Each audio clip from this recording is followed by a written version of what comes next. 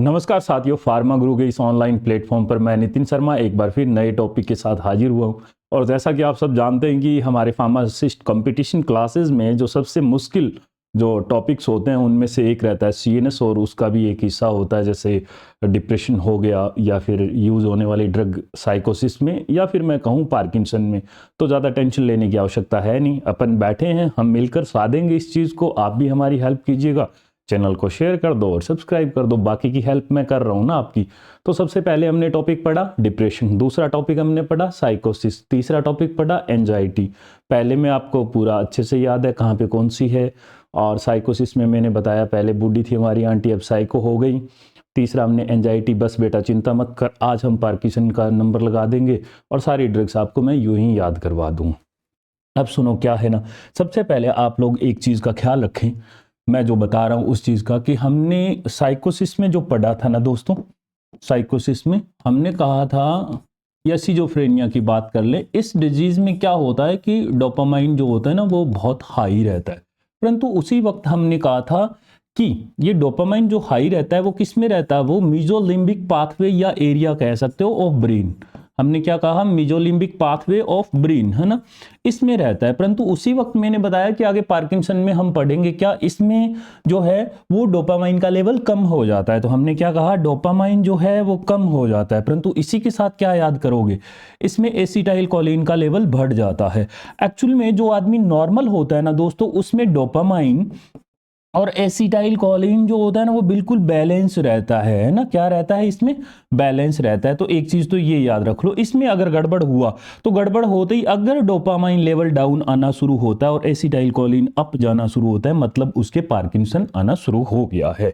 तो अक्सर सवाल क्या पूछा जाता है कि which condition is related to Parkinson, और वो सवाल दे देता है क्या कि dopamine is equal to ACh यानी एसिटाइल कोलिन, या फिर वो लैंग्वेज बना के देगा तो कह देगा डोपामाइन जो है वो एसिटाइल कोलिन के साथ बैलेंस रहता है ना, बैलेंस्ड विद या बैलेंस्ड टुगेदर वो लिख देगा।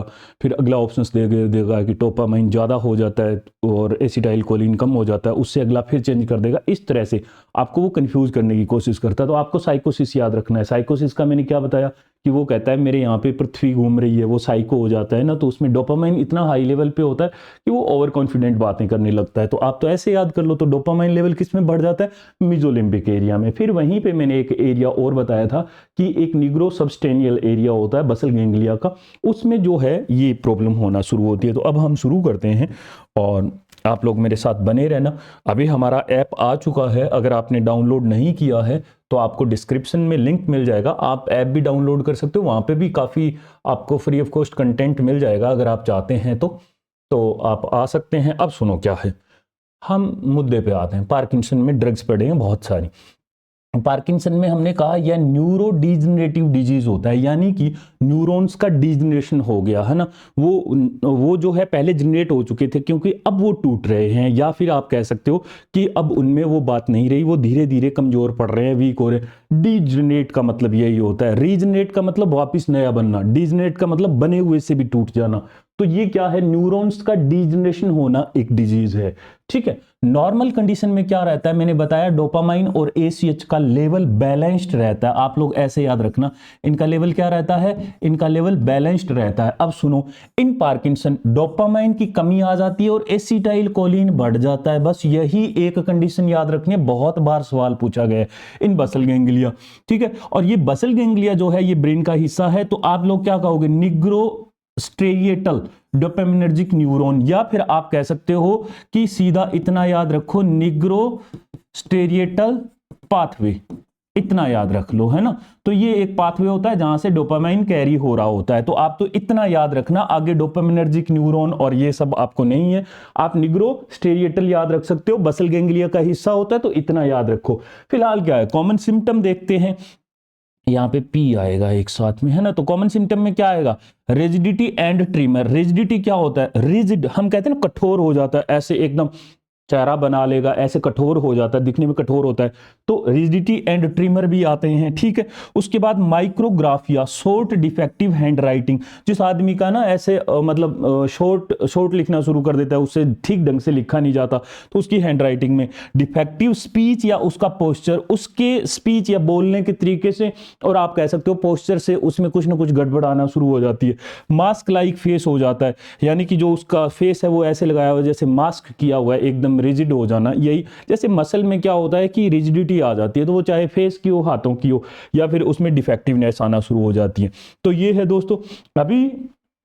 अभी हमने क्या देखा, हमने सिम्टम देखे, तो सवाल सिम्टम पे भी पूछा जा सकता है कि which of the following is not related to इससे पार्किंसन से, तो ये इसके कॉमन सिम्टम है। और हमने क्या सबसे इंपॉर्टेंट बात कही, हमने कही सर डोपामाइन कम हो जाता है और एसिटाइलकोलिन ज्यादा हो जाता है, ठीक है।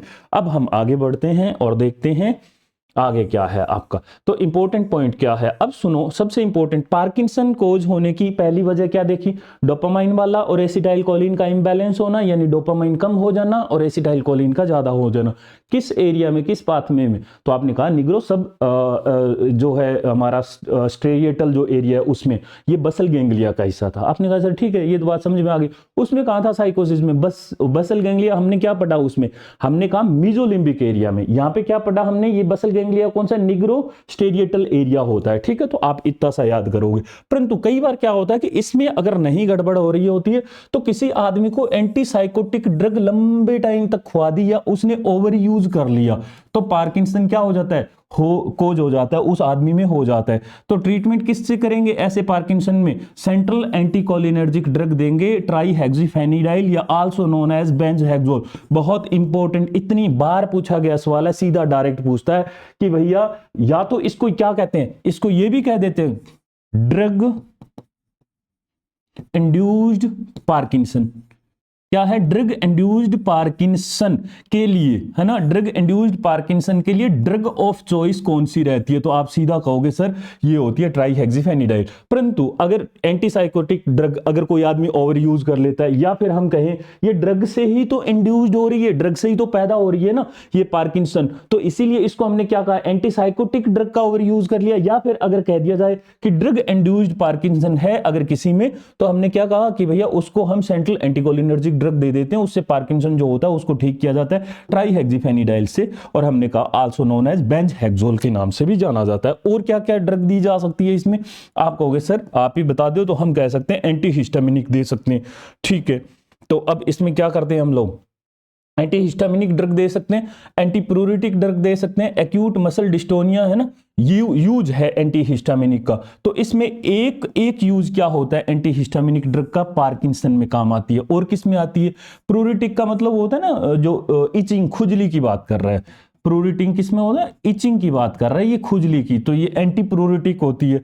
एक्यूट मसल डिस्टोनिया में काम आती है, एंटी कोलिनर्जिक प्रॉपर्टी होने की वजह से। क्यों, क्योंकि हमने अभी पढ़ा क्या, डोपामाइन तो हो जाता है कम और एसिटाइलकोलिन हो जाता है ज्यादा, किसमें, पार्किंसन में। हमने यही तो पढ़ा ना पार्किंसन में। तो इसको जो कम करेगी, जो दवा इसको कम करेगी एसिटाइलकोलिन को, उसमें क्या होगी, एंटी कोलिनर्जिक प्रॉपर्टी तो होगी ना भाई साहब, वो एंटी कोलिनर्जिक प्रॉपर्टी रखेगी, यानी कि इस एसीएच को कम करने वाली प्रॉपर्टी रखेगी।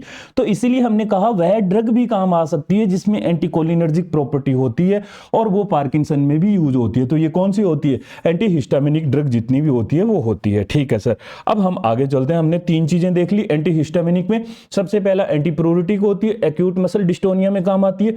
आगे चलकर धीरे धीरे पढ़ेंगे कौन सी ड्रग कैसे काम आती है, फिलहाल अभी कंफ्यूज नहीं होना है। रिकॉर्डिंग तो सही चल रही है ना, हाँ ठीक है ठीक है। अब हम चलते हैं आगे भाई साहब, और अब हम यहां पर आते हैं। अभी आपको कंफ्यूज होना नहीं है, मैं आपको इसको लेकर थोड़ा सा पहले बताए देता हूं, आपको इस तरफ नहीं देखना। मैं आपको एक दोस्तों एक चीज बताता हूं, ये होता है आपका या मेरा या किसी का भी, किसी भी इंसान का, ये क्या है, ये होता है ब्लड ब्रेन बैरियर, ऐसे याद कर लो, ठीक है। इसमें होती है क्या, एस्ट्रोसाइट, या इसमें होती है एस्ट्रोसाइट सेल, और इन सेल की खास बात क्या होती है, ये होती है स्टार लाइक सेल होती है। ये क्या होती है, स्टार लाइक सेल होती है, ऐसे ऐसे इसमें बहुत सारी सेल्स होती है। बहुत गौर से सुनना, ये आरआरबी में पूछा गया सवाल है, ये क्या है, आरआरबी में पूछा गया सवाल। इस तरफ आप यूं मान के चले पेरिफेरल पार्ट है। पेरिफेरल पार्ट कौन सा होता है, अदर देन ब्रेन सिस्टम होता है, ठीक है। और ये होता है सेंट्रल पार्ट, और सेंट्रल पार्ट को आपने क्या नाम दिया, जो ब्रेन से रिलेटेड है। अब कहानी क्या है, हमने अभी पढ़ा, ये क्या है, ये हमारा एक्सोनल मेम्ब्रेन, ये प्री पार्ट हो गया, हमने पढ़ा पहले। अगर साइकोटिक और डिप्रेशन पढ़ा हुआ है तो आपको समझ में आ जाएगा, नहीं पढ़ा हुआ है तो फिर जाके देख लो। और हमने कहा साहब इसमें क्या है, यहां पर, यहां से आ रहा है टायरोसिन, ठीक है, यहां से क्या आ रहा है, टायरोसिन। अब सुनो क्या होगा, मैं नॉर्मल आदमी की बात कर रहा हूं, बहुत गौर से सुनना। और यहां से ये बहुत सारा जो है हमारा डोपामाइन निकल रहा है, और यहां पे खूब सारे रिसेप्टर लगे हुए हैं, ऐसे आप कह सकते हो, ठीक है सर। तो ये बात आ गई। अब यहां से इससे होता है एक्शन प्रोड्यूस, ये क्या हो गया, ये हो गया एक्शन प्रोड्यूस। अब हमने कहा अगर यहां पे डोपामाइन ज्यादा हो जाता है, तो यहां पे डोपामाइन ज्यादा होने पर दो ऐसे एंजाइम होते हैं दोस्तों, कौन कौन से, एक होता है कॉम्ट, है ना, कैटेकोलामाइन ये ट्रांसमिनेज, और दूसरा कौन सा होता है हमारे पास, इसमें होता है माओ बी, जो हम पहले भी पढ़ चुके हैं। माओ ए पहले पढ़ चुके हैं, कमेंट बॉक्स में बता देना। ये डोपामाइन ज्यादा होने पर क्या करते हैं, ये दोनों इसको इनएक्टिव कर देते हैं, क्या कर देते हैं, इनएक्टिव कर देते हैं, एकदम इसको उड़ा देते हैं। परंतु हमें पार्किंसन में क्या, इसको तो बढ़ाना है, तो हम एक तो इनको ब्लॉक करेंगे दोनों को, दूसरा हम ये कह सकते हैं कि भैया इसमें जो एक डोपा डी कार्बोक्सिलेज, सुनो क्या होता है कि हम इसमें एक ड्रग देते हैं, कौन सी, लीवोडोपा नाम की एक ड्रग देंगे, हम आपको बताए देते हैं थोड़ा सा, लीवोडोपा नाम की ड्रग। और याद रखना कि लीवोडोपा को कन्वर्ट जो करवाता है ना, वो होता है डोपा डी कार्बोक्सिलेज। मैंने क्या कहा, डोपा डी कार्बोक्सिलेज। और ये किस में कन्वर्ट करवा देता है, ये करवा देता है डोपामाइन में। परंतु हमारे पास जो अगर बात करें तो डोपामाइन की कमी कहां है, सेंट्रल लेवल में है, तो हमें कहां चाहिए, सेंट्रल लेवल में चाहिए।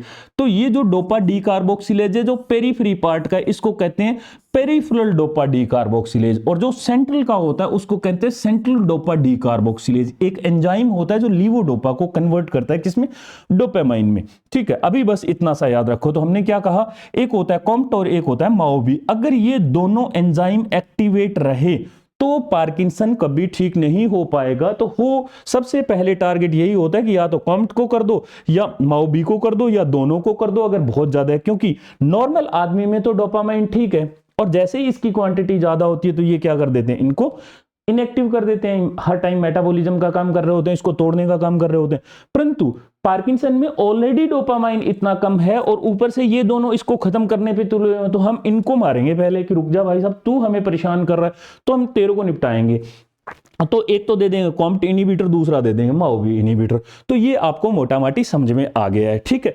अब जो ये है ना, ये ब्लड ब्रेन बैरियर जो इसमें स्टार लाइक सेल होती है, मैं आपको हकीकत में, ये आप अभी बनाना नहीं, मैं आपको थोड़ा सा और समझाता हूं यार, सुनो क्या है। ये होती है ब्लड, है ना, और यहां पर क्या होता है, हमारा होता है ब्रेन भाई साहब, ठीक है, ऐसे ऐसे याद रखो आप लोग तो। और यहां पर दोस्तों क्या होता है, इस तरह से ये होता है ब्लड ब्रेन बैरियर, इस तरह से इसकी स्ट्रक्चर होती है, आप लोग ऐसे याद रखो, ठीक है। अब यहां पर क्या होगा दोस्तों, इसमें मैं आपको एक और बता दूं, यहां पर एक जगह होती है जिसको कहते हैं CTZ, ठीक है। ऐसी 5 लोकेशन होती है जो ब्लड ब्रेन बैरियर से बाहर की होती है, जिसमें सिर्फ एक ही काम किया हमारे, बाकी तो जो नीट पीजी की तैयारी करते हैं MBBS के बाद उनके काम के, सिर्फ एक CTZ ऐसा होता है जो ब्लड ब्रेन बैरियर से बाहर का होता है। अब कोई भी ड्रग दी जाती है तो वो ब्लड सर्कुलेशन में वो किसके पास जाएगी, वो ब्रेन के पास जाएगी। तो कुछ एक ऐसी ड्रग होती है, यानी कि लिपोफिलिक ड्रग होती है, जो ब्लड ब्रेन बैरियर को क्रॉस कर जाती है, ठीक है। परंतु मोस्टली क्या होता है कि ये सारी नहीं होती है, तो जो लगभग जो ड्रग होती है वो क्या होता है, ब्रेन के पास तो जाती है, ऐसे ब्रेन के पास जाती है। तो जो भी ड्रग है वो ब्लड ब्रेन बैरियर को तो बहुत कम कर पाती है ना क्रॉस।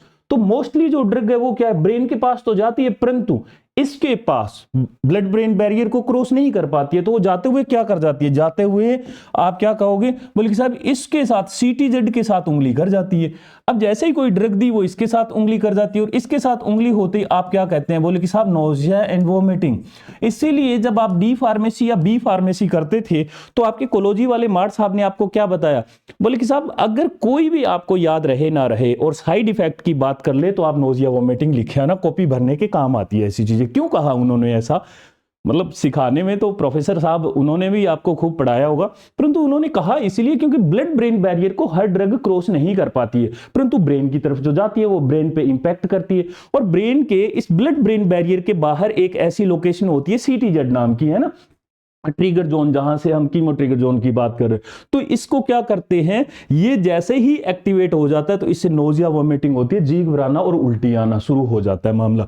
तो इसलिए हम कहें कि हर ड्रग जो है वो किसके साथ उंगली करके चली जाती है, सीटीजेड के साथ कर जाती है। तो अब सुनो, यही कहानी, बात समझ में आ गई? अगर आप लोग मतलब ये पता है ये किसका हिस्सा होता है, अगर हम जब एब्जॉर्प्शन पढ़ रहे होते हैं ना, जब हम बात जनरल फार्माकोलॉजी की करते हैं, फार्माकोकाइनेटिक की, तो वहां पर मैंने बहुत खुल के बताया हुआ है। आप लोग जाकर हमारा ऐप को थोड़ा सा एक्सप्लोर कर सकते हैं, वहां पे आपको मिल जाएगा, ऐसा नहीं है। तो अब हम शुरू करते हैं। ये वहां पर बहुत अच्छे से डिटेल से बताया जाता है। वहां पे एक जो है ब्लड प्लेसेंटल बैरियर भी होता है, जैसे ब्लड ब्रेन बैरियर होता है वैसे प्लेसेंटल भी होता है। ठीक है, तो अब हम शुरू करते हैं। आ जाओ, क्या है, शेयर वेयर कर दिया करो यार, थोड़ा सा यही कॉन्फिडेंस है अपन को तो आप लोगों का। ठीक, अब सुनो क्या है, मैं एक साथ आपको पूरा ही समझाए देता हूं। ये लो जी, दिख रहा होगा मैं उम्मीद करता हूं।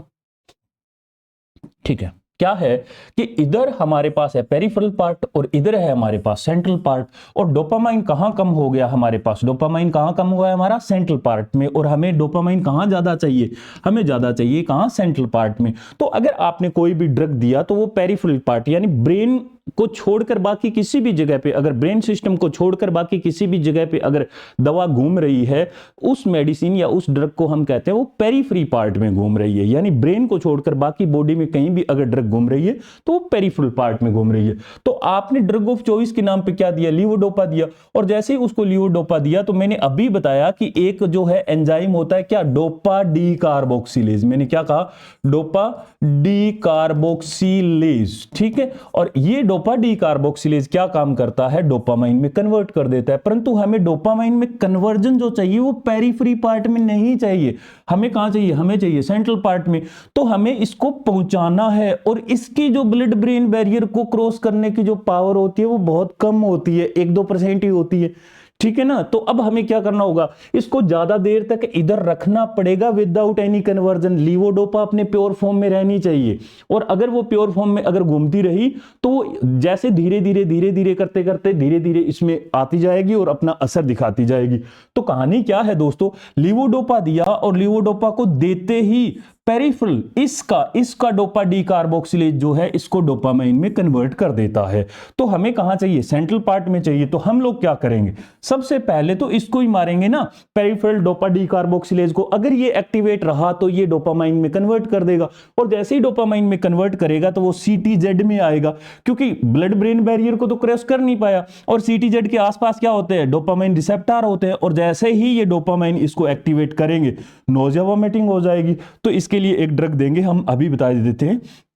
इसके लिए एक ड्रग देते हैं, कौन सी, डोमपेरिडोन। मेटोक्लोरोप्रोमाइड नहीं देंगे, डोमपेरिडोन देंगे। ये याद रखना, ये एम्स ने पूछा हुआ सवाल है। फिलहाल अभी देखो हमने क्या कहा, हमारा इंपॉर्टेंट मुद्दा ये है, लीवोडोपा दिया, डोपामाइन इधर कन्वर्ट हो गया तो ये सीटीजेड को एक्टिवेट कर देगा और नोजिया वॉमिटिंग हो जाएगी। परंतु हमें नहीं चाहिए किसमें, पेरिफेरल पार्ट में हमें नहीं चाहिए। तो फिर साहब हमें क्या करना पड़ेगा, हमें इसको रोकना पड़ेगा। और इसको रोकने के लिए हमें क्या करना पड़ेगा, इनिबिटर देने पड़ेंगे। तो पीडीडी यानी peripheral dopa D carboxylase inhibitor जो है वो देंगे। एक तो कार्बिडोपा और दूसरा देंगे बेनसेराजाइड नाम की ड्रग होती है। कौन कौन सी देंगे, आप तो ये याद कर सकते हो, है ना, बीसी भी याद कर सकते हो, सीबी भी याद कर सकते हो। तो लीवोडोपा में कौन सी देंगे, एक कार्बिडोपा देंगे और एक बेनसेराजाइड नाम की ड्रग देंगे। ये क्या करेगी, इसको इनिबिट कर देगी। सुनते जाना बहुत गौर से, जैसे ही इसको इनिबिट किया डोपामाइन बनेगा नहीं, ड्रग जो है वो पेरिफेरल पार्ट में घूमती रहेगी, किसमें, लीवोडोपा की फॉर्म में, और धीरे धीरे ब्लड ब्रेन बैरियर को 1 से 2% क्रॉस कर जाएगी। मैंने कहा ये स्टार लाइक सेल होती है, ये आरआरबी में पूछा हुआ है, एस्ट्रोसाइट सेल कहते हैं इनको।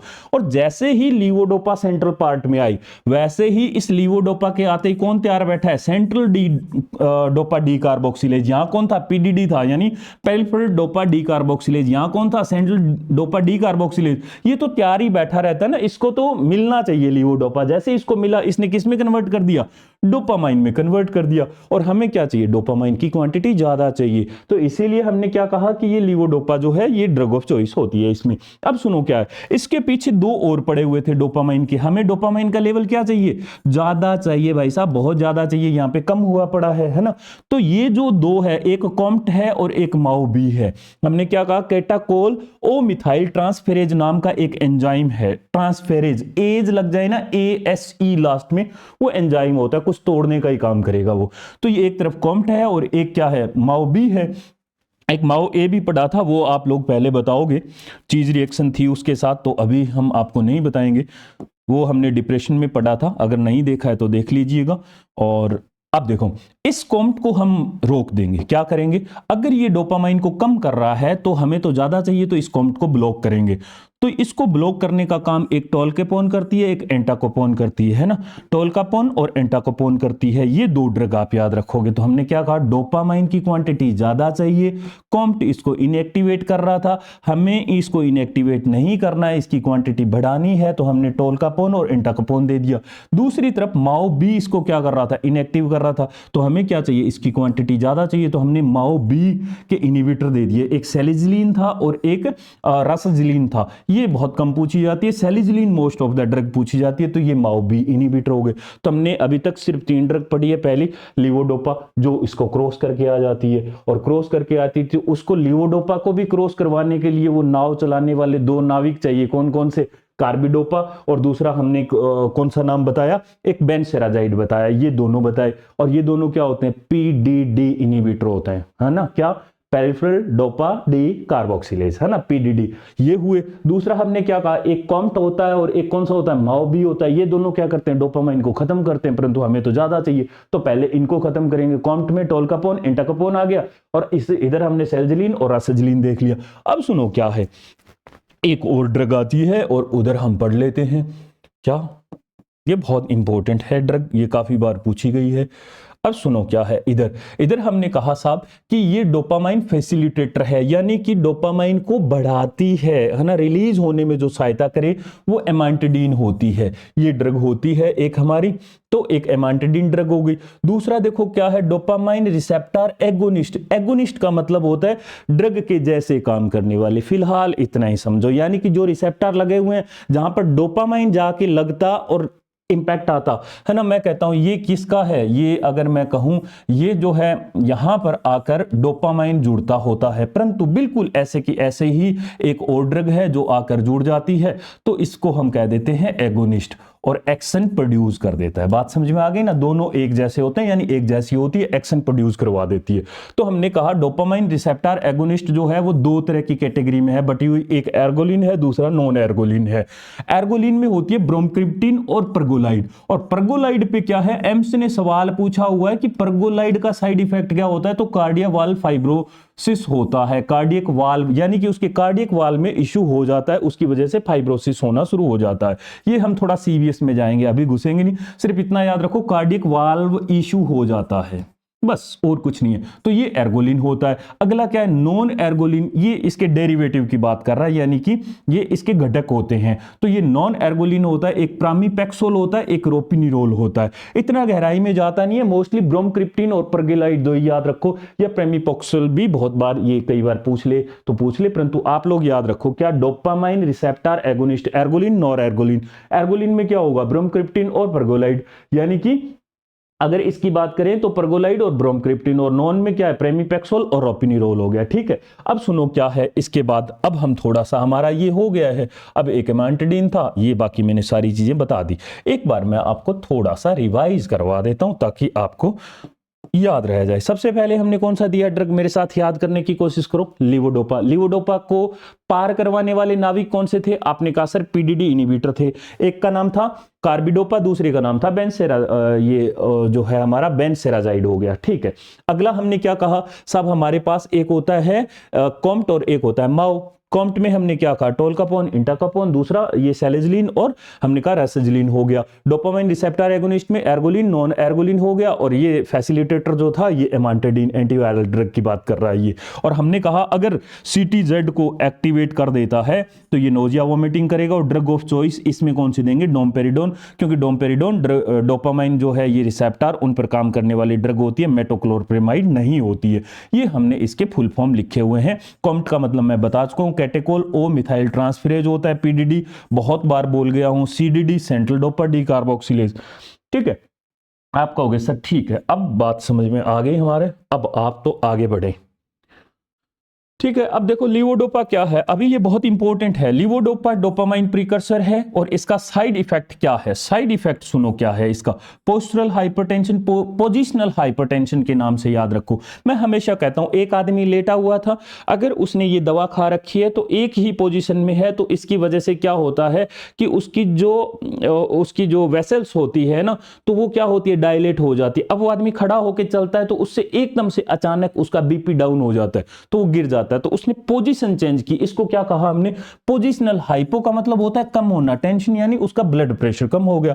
एबनॉर्मल चोरिफॉर्म मूवमेंट, डिस्काइनेशिया, ये एक बहुत बड़ा जो टर्म है, ये एम्स ही इस्तेमाल करता है, वैसे इस पे सवाल आया हुआ है। एबनॉर्मल चोरिफॉर्म मूवमेंट यानी डिस्काइनेशिया कहते हैं, अनकंट्रोल्ड जर्की मूवमेंट होता है, आदमी का एक बार हाथ हिलने लग जाए तो लग जाए, है ना, कोई भी बॉडी का अंग हिलने लग जाए तो उसमें कंट्रोल नहीं रहता, उसकी मांसपेशियों पे, मसल्स पे कंट्रोल नहीं रहता, वो अपने आप होती है। वो तो चाहता है कि ऐसे ऐसे मेरे हाथ ना हिले, परंतु हिल रहे हैं, कोई इलाज नहीं है, उसको ये डिस्काइनेशिया कहते हैं, या एबनॉर्मल चोरिफॉर्म मूवमेंट कहते हैं। टेस्ट अल्ट्रेशन, आप लोगों ने देखा वो बुखार में हमारा अक्सर क्या होता है, स्वाद बिगड़ जाता है जबान का, हमारी जीभ का, तो वैसे ही टेस्ट अल्ट्रेशन हो जाता है। अब सुनो, मोस्ट इंपॉर्टेंट जो है वो यहीं पे है, दो टर्म काफी बार पूछी जा चुकी है और अक्सर बच्चे फंस जाते हैं। इसमें हम दो चीज़ों का इस्तेमाल करेंगे। हमने कहा साहब कि इसका लॉन्ग टर्म यूज करने से क्या होगा, इसका लॉन्ग टर्म यूज करने से एक होती है इसमें वियरिंग ऑफ या ऑन ऑफ फिनोमिना आ जाती है। क्या आ जाती है, ऑन ऑफ या वियरिंग ऑफ, एक ही बात है, वियरिंग ऑफ या ऑन ऑफ फिनोमिना आ जाती है। ऑन मीनिंग क्या होता है ऑन मीनिंग क्या होता है, sorry, no symptom of Parkinson but abnormal. क्या होता है कि जो हमने पार्किंसन के सिम्टम देखे हैं, अगर अभी कॉमन सिम्टम देखे ना, रिजिडिटी, ट्रीमर, हमने क्या कहा कि कोई भी सिम्टम नहीं होता है, no symptom of Parkinson, Parkinson का एक भी सिम्टम नहीं होता है, परंतु उसकी कंडीशन एबनॉर्मल होती है, उसको कहते हैं ऑन मीनिंग, यानी कि ऑन फिनोमिना कह दिया। अगर लीवोडोपा का लंबे टाइम तक इस्तेमाल है, तो मैं जो बात कह रहा हूं वो बहुत गौर से सुन लेना, कई बार आपको ऐसे ढंग के एग्जाम में फंसा हुआ सवाल पूछा जाता है, ये हल्का सवाल नहीं है। ऑन ऑफ फिनोमिना किसके साथ आती है, लीवोडोपा के साथ आती है। ऑन का मतलब क्या होता है कि भाई साहब सिम्टम तो नहीं दिखते हैं पार्किंसन के, बट होता वो आदमी एबनॉर्मल है। तो ऑफ का मीनिंग क्या है, फुल सिम्टम नजर आते हैं, फुल सिम्टम नजर आते हैं, पॉजिटिव होते हैं, symptom present like no drug given. हमने क्या कहा कि उसमें बहुत सिम्टम होते हैं और ऐसे लगता है जैसे इसको दवा दी ही नहीं गई है, जबकि लीवोडोपा से देने से क्या होना चाहिए, उसके सिम्टम बंद हो जाने चाहिए ना, तो परंतु ये फुल सिम्टम दिखा रहा होता है, पॉजिटिव होता है। Symptom present like no drug given, यानी कि जैसे दवा दी ही नहीं हुई है। ठीक है, तो ये क्या है, ये वियरिंग ऑफ या ऑन ऑफ फिनोमिना होती है। अब आ जाओ दोस्तों, हमारे पास और है एक और, क्या ये हमारा पेज जो है नया आ चुका है और इसमें हम देख लेते हैं। क्या हमने कहा कि लीवोडोपा के साथ उस फूड को अवॉइड करना चाहिए जो प्रोटीन रिच डाइट होती है या विटामिन B6 होती है, पैराडॉक्सिन, क्योंकि ये जो B6 होता है ना, ये PDD का एगोनिस्ट होता है। तो अगर आप किसी आदमी को लीवोडोपा दे रहे हैं, ये हमारा था ब्लड ब्रेन बैरियर, और हमने कहा यहां पर हमने क्या दे दिया, लीवोडोपा दे दिया। आपने कहा सर बिल्कुल, और यहां पर क्या है, यहां पर PDD होता है और PDD ने क्या कर दिया, डोपामाइन में कन्वर्ट। तो हम तो PDD को क्या कर रहे हैं, इसको ब्लॉक कर रहे हैं ना, कार्बिडोपा देके या फिर हम बेंसेराजाइड देके, परंतु आपने उसको साथ में प्रोटीन दे दिया, तो इसको अकेले ब्लॉक करने से क्या होगा, इसका एगोनिस्ट कौन कौन है पीडीडी का, पैराडॉक्सिन यानी विटामिन बी6। तो ये काम करे ना करे, इसकी जगह कौन आ जाएगा, इसकी जगह आप कहोगे सर विटामिन बी6 आ जाएगा, क्योंकि इन दोनों का एगोनिस्ट है। किसका, इसका पैराडॉक्सिन का, यानी कि सेम एक्शन प्रोड्यूस करेंगे। तो ये तो इसको कन्वर्ट करे ना करे लीवोडोपा को, ये विटामिन बी6 या प्रोटीन में ज्यादातर पाया जाता है, तो पैराडॉक्सिन आकर इसको कन्वर्ट कर देगा, यानी कि ये जो है हमारा बी6 इसको कन्वर्ट कर देगा। आप कहोगे सर बिल्कुल ये तो ठीक ढंग से समझ में आ गया। तो अब कोकार्वेल्डोपा, कुछ लोग बहुत बेवकूफी करते हैं, मैं बताता हूं क्या। कुछ लोगों में क्या खास बात होती है, वो पढ़ते हैं कोकार्बिडोपा और फंस जाते हैं। भाई साहब ये नहीं होता है। कार्बिडोपा क्या है यार, कार्बिडोपा कोई टर्म नहीं है इसमें, कोकार्वेल्डोपा होता है। हमने क्या कहा, कोकार्वेल्डोपा होता है, कार्वेल्डोपा इसमें होता है कार्बिडोपा विद लीवोडोपा। तो कार्बिडोपा का होता है 1 और रेशो कितना होता है लीवोडोपा का 10। तो एल से क्या याद करोगे, जैसे इसको एल ऐसे ऐसे लिख लो बस। क्या लीवोडोपा में कितना 10 रेशो होता है, इसका 1 होता है, तो ऐसे जुगाड़ कर लो। अब सुनो, क्लासिफिकेशन में drug acting on dopaminergic system और एक जो होता है दूसरा होता है, उसमें देख लेंगे हम। तो अब हम क्या कर रहे हैं, ये डोपामिनर्जिक सिस्टम पे डोपामाइन प्रीकर्सर लीवोडोपा। इसका एक सवाल काफी बार पूछा जा सकता है और पूछा भी गया है। 3,4 डाई हाइड्रोक्सी फिनाइल एलानिन इसमें रिंग स्ट्रक्चर होती है। तो ये साथ साथ मेडिसिनल केमिस्ट्री इतना सही अगर याद करते हुए अगर आप कर लोगे तो काफी है दोस्तों। दूसरा देखो क्या है, डोपामाइन एगोनिस्ट, ये रिसेप्टर एगोनिस्ट एर्गोलिन और नोर एर्गोलिन, बी, पी और प्रा और आर। हम नाम नहीं लिखते, आपको पता है हमारा साइंटिफिक लॉजिक रहता है हर चीज के पीछे का। तो आप लोग इनको जो है देख लेना, अपना पूरा कर लेना। मैं इसको पूरा कर देता हूं। अगर आपको ये भ्रम है ना कि हम कर ही लेंगे, तो जब सिलेबस सर चढ़ता है ना, तो फिर वो सर चढ़ के नाचता है, बोलता है। वो क्यों बोलता है मैं बताता हूं आपको। जैसे आपको डिप्रेशन याद है, उसके बाद आपको साइकोसिस भी याद है। बोले पहले बुढ़ी थी हमारी आंटी, अब साइको हो गई। तो वो जो बुढ़ी थी ना आंटी, वो अब सर चढ़ के बोल रही होगी, क्योंकि पिछला लेक्चर, अब ऐसे तो याद है कि ऐसे चीजें होती है, परंतु हर चीज का याद रखना बहुत जरूरी होता है। सवाल कहीं से भी पूछा जा सकता है, तो इसके लिए एक प्रॉपर मैपिंग होती है, रोड मैपिंग होती है, और इसके लिए एक पूरा कोर्स डिजाइन किया हुआ होता है। तो मैं आपसे, हर बच्चे से ये गुजारिश करता हूं कि आप कम से कम ऐप को डाउनलोड कर लो। वहां पे बहुत सारी चीजें आपको मैं सुदृढ़ ढंग से मैंने बता रखी है कि भैया आपको इस तरह से तैयारी करनी, बहुत फ्री ऑफ कॉस्ट कंटेंट भी मिल जाएगा उधर आपको धीरे धीरे। अभी कल ही आया ऐप, तो आप लोगों को अगर वो ऐप चाहिए तो डिस्क्रिप्शन में लिंक होगा उसका, तो आप वहां पे जा सकते हैं, देख सकते हैं, और उस लिंक के माध्यम से आप डाउनलोड कर लोगे तो धीरे धीरे उसमें हम कंटेंट ऐड करते जा रहे हैं। परंतु अगर आप चाहते हैं कि मुझे एक सुदृढ़ ढंग से तैयारी करनी और मैं जो है इनरोल करना चाह रहा हूं कोर्स को, तो आप वहां पे जाके इनरोल कर सकते हैं। अब सुनो क्या है इसमें, हमने क्या एर्गोलिन, नोर एर्गोलिन, ये बीपी है ना, ये आप देख लेना, क्योंकि मैं अभी पढ़ा के आया हूं तो मैं इस पे टाइम जाया नहीं करूंगा। आगे आता है bromocriptine used in levodopa resistant Parkinson. वाह क्या बात है, ये ब्रोमक्रिप्टिन जो है एर्गोलिन की पहली की बात कर रहा है। ये बहुत इंपॉर्टेंट है। आपसे अगर पूछ लिया जाए ना कि भैया लीवोडोपा रेजिस्टेंट अगर पार्किंसन हो गया है किसी में, यानी कि किसी आदमी को लीवोडोपा इतनी दे दी गई है कि लीवोडोपा असर करने से रह गई है, अब आप उसको कौन सी ड्रग ऑफ चॉइस दोगे, तो आप कहोगे सर ब्रोमक्रिप्टिन देंगे। बात समझ में आ गई। लीवोडोपा रेजिस्टेंस पार्किंसोनिज्म में कौन सी ड्रग देंगे, ब्रोमक्रिप्टिन। लो डोज में क्या होता है, यूज इन ग्लैक्टोरिया। अगर हम इसे लो डोज पे इस्तेमाल करेंगे तो ग्लैक्टोरिया में यूज करेंगे। ग्लैक्टोरिया का मतलब ये होता है कि अनडिजायरेबल लैक्टेशन की बात कर रहा है, कि बेवजह दूध का आना। कुछ महिलाओं में ऐसे ही बेवजह दूध का आना शुरू हो जाता है, तो स्प्रेस कर देते हैं अनडिजायरेबल, जो हम नहीं चाहते हैं उसको ग्लैक्टोरिया बोलते हैं। तो लो डोज पे ये काम करती है। साइड इफेक्ट क्या है, स्वेलन यानी सूजे हुए, रेड एंड टेंडर फिट है ना, थोड़े बांके टेढ़े हो सकते हैं। तो ये चीज है। डोपामिनर्जिक फैसिलिटेटर एमांटोडीन हो गई, पीडीडी इनिबिटर है ना, कार्बिडोपा हो गई, बेनसेराजाइड हो गई, कॉम्ट इनिबिटर टोल्कापोन इंटाकापोन हो गई। तो ऐसे हम चलते हैं, और फिर उसके बाद माओबी इनिबिटर, एक एस थी, एक सेलेजिलिन, एक रेसाजिलिन थी। ठीक है सर। उसके बाद आता है next drug acting on cholinergic. Dopaminergic वाली तो पढ़ ली, अब ये कोलिनर्जिक सिस्टम वाली देख लेते हैं। तो इसमें कौन सी है, एक एंटीहिस्टामिनिक ड्रग होती है, जैसे प्रोमेथाजिन हो गई और फेनाड्रिन हो गई। तो ये जो ड्रग होती है, हमने क्या कहा, ये एंटीहिस्टामिनिक ड्रग किस में काम आ रही थी, ये एंटीप्यूरिटिक थी कि नहीं, बोलो भक्तों, एंटीप्रोरेटिक थी। और इनमें क्या होती है, एंटी एसिटाइल कोलिन प्रॉपर्टी होती है, एंटी कोलिनर्जिक प्रॉपर्टी होती है, इसीलिए हम कोलिनर्जिक सिस्टम पे देते होते हैं।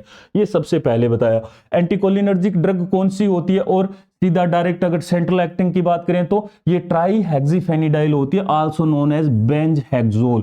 याद रख लेना, बहुत इंपॉर्टेंट बात बता रहा हूं। दूसरा प्रोसाइक्लिडीन होती है, और मैंने शुरू में बताया था ड्रग ऑफ चॉइस किसकी होती है, ड्रग इंड्यूस्ड पार्किंसन की।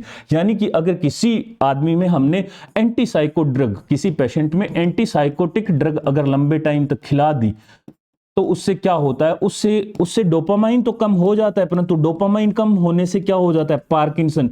तो ये क्या है, ये दवा की वजह से, एंटीसाइकोटिक ड्रग की वजह से होने वाला पार्किंसन है। और इसी को ठीक करने के लिए हमने कहा ड्रग इंड्यूस्ड पार्किंसोनिज्म में हम ट्राईहेक्सीफेनिडाइल ड्रग देते हैं। इंपॉर्टेंट पॉइंट क्या है, बेलाडोना यूज इन पार्किंसोनिज्म, यानी कि एट्रोपिन देते हैं, एंटीकोलिनर्जिक ड्रग होती है ना। एट्रोपिन में क्या होती है, एंटीकोलिनर्जिक। और जिनको नहीं पता है एंटीकोलिनर्जिक क्या होता है, तो मैं बता दूं, ABCD ट्रिक याद है कि नहीं। अगर नहीं याद है तो इससे एंटीकोलिनर्जिक, ब्लड विजन है ना, इससे कॉन्स्टिपेशन, इससे जो है ये dryness of mouth, dryness of eye, ये वाला था। और एट्रोपिन, अब इसमें हमने कहा एंटीकोलिनर्जिक प्रॉपर्टी होते। उसके बाद थोड़ा सा और देख लो, बस ये चैप्टर खत्म हो गया। और सुनो, लास्ट में कुछ इंपॉर्टेंट चीजें। विटामिन ई एंटीऑक्सीडेंट है, लिपोफिलिक विटामिन होता है, cross easily blood brain barrier, work as antioxidant, इसीलिए हम इसमें देते होते हैं क्योंकि ये इजीली क्रॉस कर जाता है, एंटीऑक्सीडेंट के तौर पे भी काम करता है। किसको, ब्लड ब्रेन बैरियर को। और एमांटेडिन का साइड इफेक्ट क्या है, एंकल एडिमा होता है। टोलकैपोन में क्या है, TO से क्या याद रखोगे, टॉक्सिक, L से क्या याद रखोगे, लीवर।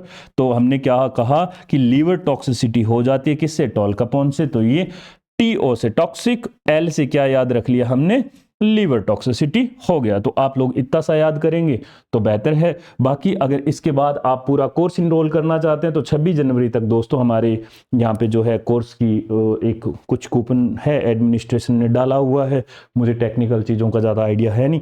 तो आप ये फार्मा गुरु 15 लगाओगे तो इस पर छूट मिल जाएगी। किसी तरह का कोई आपको जानकारी चाहिए तो ये 8432577799 मेरा नंबर है, इस पर आप कॉल कर सकते हैं, इनरोल कर सकते हैं।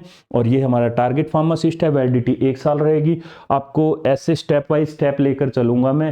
ये यहाँ पे तो यूट्यूब में एक बाउंडेशन रहती है कि कम समय में ज़्यादा चीज़ें बतानी होती है, क्योंकि रिटेंशन नहीं आता, स्टूडेंट टिकता नहीं है, पढ़ना ही नहीं है, या फिर मजे लेने के लिए आया, या फिर वो आया किसी और काम से, वीडियो दिख गया किसी और काम का।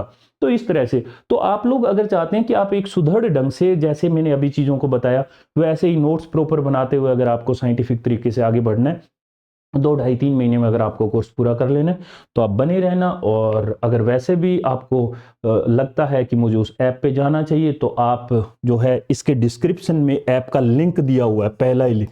अगर फिर भी नहीं है तो मैं आपको बता दूं, आप मुझे इस नंबर पर हाय लिखकर भेज देना, अपना नाम लिख देना, ये जो अभी नंबर लिखा हुआ है, जैसे ही आप इस पे हाय लिखोगे आपको लिंक प्राप्त होंगे 3-4। उसमें जो पहला होगा वो होगा ऐप का, दूसरा होगा हमारा टेलीग्राम का।